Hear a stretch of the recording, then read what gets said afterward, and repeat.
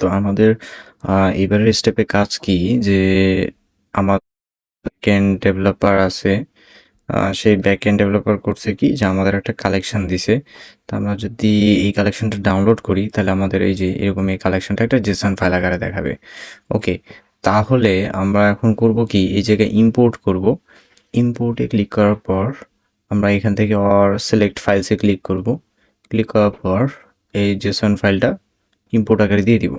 ঠিক আছে, তো এটা দেওয়ার সাথে সাথে কি হবে, পিন পয়েন্ট প্রোড এই যে নামের যে যে কালেকশনটা আছে সেটা অটোমেটিক কিন্তু কি হয়ে যাবে, ইম্পোর্ট হয়ে যাবে।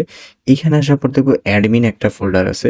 এই অ্যাডমিনের মধ্যে যে এপিআই গুলো আছে সেই এপিআই গুলোই আসলে আমাদের ইউজ করতে হবে। এখানে হলো লগ ইন আছে, আমাদের লগ ইন দেখি, তাহলে লগ ইনের এই যে হোস্ট সহ দিয়ে দিছে।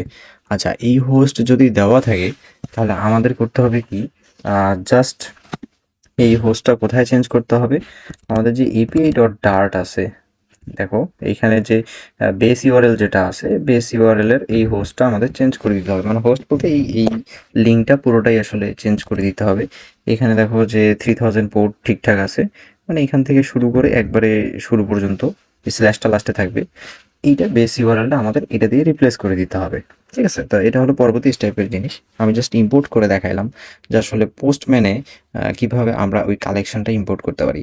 দেন এখানে তুমি গেট ইউজার্স এটাতে দেখলে দেখতে পারবা যে কি কি তোমার প্যারামিটার দেওয়া যায়। এখানে সর্ট অর্ডার, অ্যাসেন্ডিং না ডিসেন্ডিং, তারপর হলো সার্চ অপশন আছে, আইটেমস পার পেজ আছে 10টা, একটা পেজ নাম্বার হলো 1, আইটেমস পার পেজ হলো 10, গেট ইউজার্স মানে ইউজারগুলো নেওয়ার জন্য এটা পেজিনেশনে সব কিছু দেওয়া আছে। তুমি অ্যাসেন্ডিং না ডিসেন্ডিং করতে চাও, এভরিথিং কিন্তু এই জায়গায় দেওয়া আছে। এবং সার্চের ক্ষেত্রেও হয়তো বা এখানে যে সার্চ, সো সার্চ ফিল্ডটা যদি আমরা দিই তাহলে এই জিনিসটা সার্চ করে আমাদেরকে দিবে। ওকে, এবং অ্যাকসেপ্ট ইউজারের এপিআই আছে, এটাতে বডিতে কিছু নাই। সো আমরা জাস্ট এই যে লাস্টে যেটা আছে সেটা হলো আইডি 2 দেওয়া আছে, তার মানে 2 নম্বর ইউজারকে অ্যাকসেপ্ট করব। দেন ডিক্লাইন ইউজারের ক্ষেত্রেও সেম, 2 নম্বর ইউজারকে ডিক্লাইন করব। মেক অ্যাডমিনের ক্ষেত্রেও সেম, 2 নম্বর ইউজারকে কি করব, অ্যাডমিন বানাবো। ওকে, তো এইভাবে জিনিসটা দেওয়া আছে, সেটা কি স্ল্যাশ ইগারে পাথ ভেরিয়েবল হিসেবে দেওয়া আছে। পুরো জিনিসটা পোস্ট রিকোয়েস্ট এবং পোস্ট রিকোয়েস্টের সাথে জাস্ট পাথ ভেরিয়েবলটা এই হিসেবে দেওয়া আছে। তো এই ক্ষেত্রে এই পাথ ভেরিয়েবলটা আমরা কিভাবে অ্যাড করব, এটা খুবই সিম্পল। জাস্ট আমরা যদি এইখানে মনে করো আমাদের এই স্প্ল্যাশ স্ক্রিনে বা যে কোনো জায়গায় আমাদের যে এন্ড পয়েন্টটা আছে, দেখো বেস প্লাস এন্ড পয়েন্ট, তো এটাতে কি যোগ হয়েছে যে আমার base plus end point. So এই এন্ড পয়েন্টটা আমরা যখন কল করতেছি, সাপোজ আমাদের হোম পেজ কন্ট্রোলার থেকে আমরা কল করব, হোম পেজ কন্ট্রোলার থেকে সাপোজ আমরা কোন এবিআই, এটা মেক অ্যাডমিন এবিআই, তাই না? আমরা মেক অ্যাডমিন একটা ফাংশন বানাই নিলাম। সো এটা স্যাম্পল হিসেবে ধরতে পারো, আমরা একটু আরো ভালো অ্যাপ্রোচে করবো একটু পরে। জাস্ট আপাতত স্যাম্পল হিসেবে ধরতে পারো যে আমরা variable race is equals to await API service dot করতে পারি হলো পোস্ট আকারে আমরা শুরুতে কি দিব, এন্ড পয়েন্টটা দিব, তাই না? তাহলে এন্ড পয়েন্ট আমরা কি দিচ্ছি, মেক অ্যাডমিনটা কি আমার এন্ড পয়েন্ট, তাই না? সো এই যে আরেকটা জিনিস খেয়াল করার বিষয় হলো, আমার বেস ইউআরএল কিন্তু এখান থেকে এটা পুরোটাই আমরা দিই, তাই না? এইটার কিন্তু বেস ইউআরএল। আর এন্ড পয়েন্ট আমার তাহলে কি হবে, এই যে ডান দিকের যেটা আছে এটা পুরোটাই, আমরা এই ডান দিকের পুরোটাই কপি করব। কপি করে এই জায়গায় কি করে দিব, পেস্ট করে দিব। তাহলে এই টুটা কি, টুটা ডাইনামিক। আর ডেটার এখানে আমরা আসলে নাল দিব, নাল না দিলেও একটা জাস্ট জেসন পাস করে দিব, ফাঁকা জেসন, নাল না নিলে। তো এই যে টুটা যেটা আছে সেটা কি আসলে ইউজারের আইডি, তাই না? তাহলে ইউজারের আইডিটা আমরা নিব কিভাবে, আইএনটি আইডি এভাবে নিব, এবং এই জায়গায় করবো কি, জাস্ট $আইডি দিয়ে দিব। ওকে, তাহলে আমার এই আইডিটা অটোমেটিক কি করবে, এখানে কিন্তু বসে যাবে। ওকে, সো এই এপিআইটা যদি আমরা পোস্ট রিকোয়েস্ট করি তাহলে কিন্তু এই এপিআইটা কল হয়ে যাবে, এবং এটা কিন্তু কি করবে, 2 নম্বর ইউজারকে আমার এই ফাংশনটা কল করলে 2 নম্বর জয় নাম্বার আইডি আমি পাস করব, এখানে এই যে এটাকে জয় নাম্বার আইডি পাস করব, তো এই নাম্বার আইডি ইউজারটা কি হয়ে যাবে, অ্যাডমিন হয়ে যাবে। So this much of simple.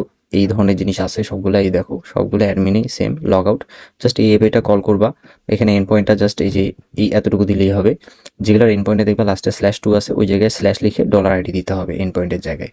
এবং সবগুলাই সেম আর কি। আর গেট ইউজার যেটা আছে সেটা একটু একটু ডিফারেন্ট। এইটার ক্ষেত্রে সার্চ অপশন দেওয়া আছে, যদি সার্চ ফাঁকা দাও তাহলে হয়তো বা নিবে না। মানে সার্চ করবে না, জাস্ট এমনি সর্ট করবে, পেজ নাম্বার হলো কয় নাম্বার পেজ এবং আইটেম পার পেজ কয়টা দিবা, এগুলাই আছে আর কি। Sort column created at, sort column তুমি যেটা দিবা সেইটা অনুযায়ী আসলে সর্ট করে দিবে। তো এই আর কি, এই হলো ঘটনা। লগ ইনের ক্ষেত্রে পোস্ট রিকোয়েস্ট অবশ্যই, এবং লগ ইনের বডি দেখো, বডিতে email, password, redirect URL. So 3টা তুমি দিতে পারো এই জায়গায়। সো আমাদের রিডাইরেক্ট ইউআরএলটা আসলে লাগবে না। রিডাইরেক্ট ইউআরএল তুমি এখানে পাস করতেও পারো, নাও করতে পারো। আমার মনে হয় না রিডাইরেক্ট ইউআরএল লাগবে। জাস্ট ইমেলের পাসওয়ার্ড দাও, যদি লাগে তাহলে জাস্ট ফাঁকা একটা স্ট্রিং দিয়ে দিও, তাও হবে। ঠিক আছে, admin/user সেটা তো আসলে কাজ করবে না।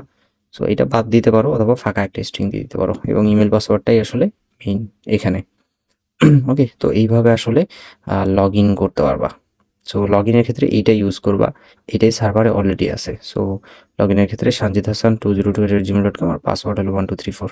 তো এটা দিয়ে লগ ইন করতে পারবা। এটা দিয়ে যদি লগ ইন করো, জাস্ট সিম্পলি যদি ক্লিক করো, তাহলে এ করবে কি,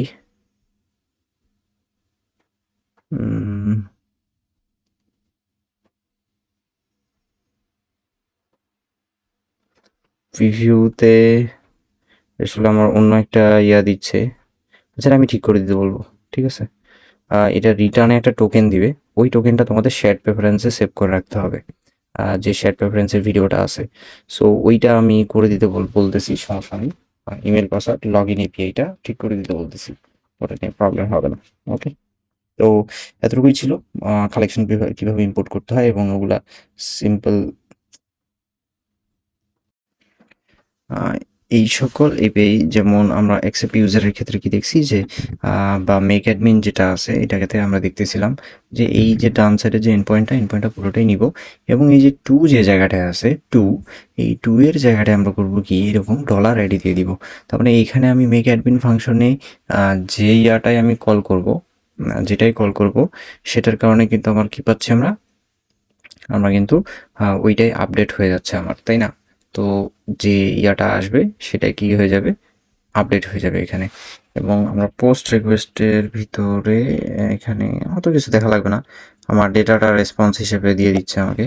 সো এই জায়গায় রেসে কি থাকবে, রেসে থাকবে হলো আমার পোস্ট রিকোয়েস্ট করার পরে আমাকে কি ব্যাক দিল সেইটা থাকবে। সো রেসপন্সটা দিবে আর কি। সো রেসপন্সটা আমরা চাইলে ইজি লোডিং দিয়েও দেখাতে পারি, অথবা ফ্লাটার ক্লোজ দিয়ে জাস্ট ওই রেসপন্সের মেসেজটা যেটা আছে সেটাকে শো করে দিতে পারি এই জায়গায়। সো সেটা আমাদের একান্তই ব্যক্তিগত ব্যাপার। এটা আসলে রেস যদি নাল না হয়, এখানে অবশ্যই চেক করতে হবে যে if race is not equal to কি নাল।